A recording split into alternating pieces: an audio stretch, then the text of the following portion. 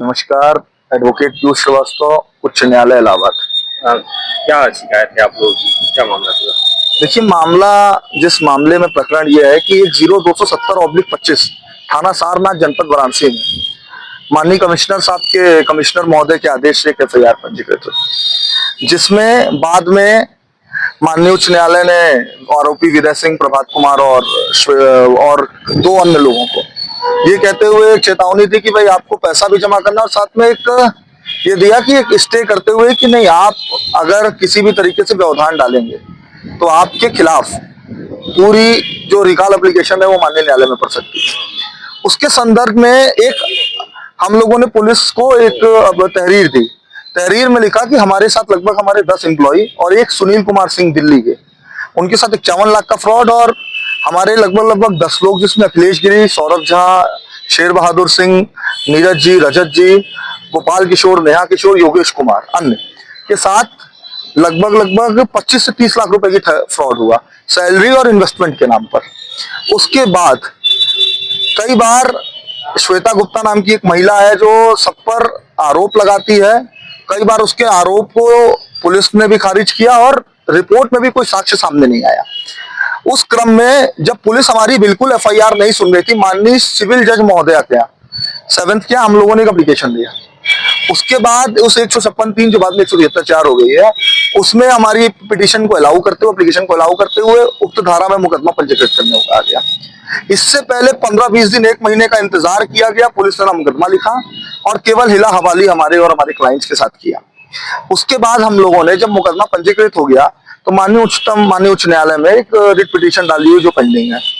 अब पता नहीं क्या घबराहट हुई और क्या हुए, तो एक सिद्धार्थ सिंह नाम का व्यक्ति है जो विनय कुमार सिंह के इशारे पर, उसने कबूला भी है कि मैं विनय सिंह को जानता हूँ, और विनय सिंह के इशारे पर उसने हमें उच्च न्यायालय के अधिवक्ताओं को धमकी देने का प्रयास किया। और सिर्फ धमकी ही नहीं देने का प्रयास किया, हमें मारने का प्रयास किया, जो कितनी गंभीर धारा आप बताएं। एडवोकेट प्रोटेक्शन एक्ट की मांग हम लोग लगातार कर रहे हैं, और हम जिस 1961 के एडवोकेट एक्ट से गवर्न करते हैं, जो हम संचालित होते हैं, उसमें एक प्रावधान साफ लिखा हुआ है कि भाई हम दो में से किसी एक पक्ष की वकालत करेंगे ही करेंगे। आप अधिवक्ता भाई, आप अधिवक्ता होने के नाते हम लोगों का एक दायित्व और एक जिम्मेदारी अपने क्लाइंट के प्रति जवाबदेही होती है कि हम उनकी वकालत करें और निष्पक्ष रूप से वकालत करें। जिसमें मेरे टेलीफोन पर नहीं, मेरे एक जो इसमें पूरा काम कर रहे थे, एक अखिलेश गिरी जी, उनके टेलीफोन पर धमकी आती है, उनको भद्दी भद्दी महाबहन की गालियां होती, जैसा आप लोग को पहले ही ऑडियो वायरल है, सब लोग देख रहा है।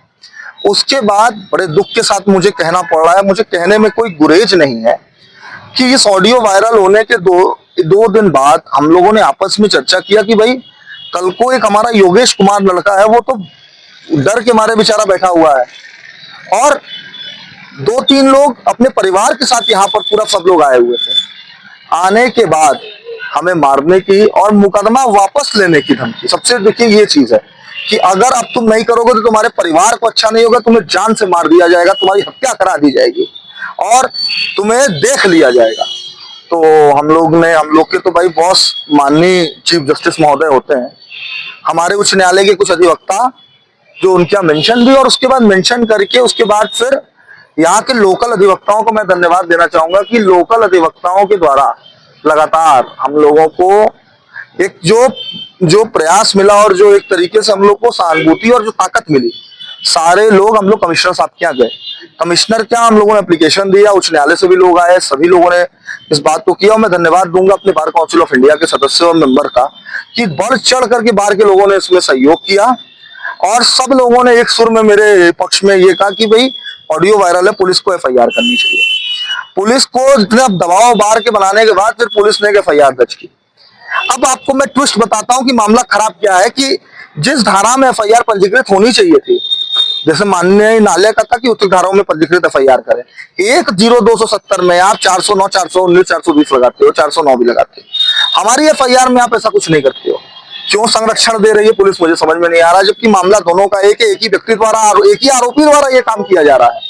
और उसके बाद हमें गाली गलौज होना, अधिवक्ताओं को ये होना, ये मामला माननीय न्यायालय तक भी गया, इसमें ऑलरेडी क्रिमिनल रिट पिटीशन है और हम लोग सुप्रीम कोर्ट की तैयारी कर रहे हैं। सुप्रीम कोर्ट में हम लोग वेकेशन के बाद जाएंगे और उनको पहले तो ये चेतावनी भी है और इस तरीके का कृत्य बिल्कुल बर्दाश्त योग्य नहीं है। ये कितने लोग पीड़ित है इसमें? भैया लगभग मैं आपको बता दूं कि महोदय इसमें कम से कम जो हम लोगों के संज्ञान में है 11 तो मेरे साथ हैं, 4 लोगों ने और किया हुआ है। मतलब मुझे लगता है सैकड़ों हजारों की संख्या में, क्योंकि जब एक गबन हुआ कितने?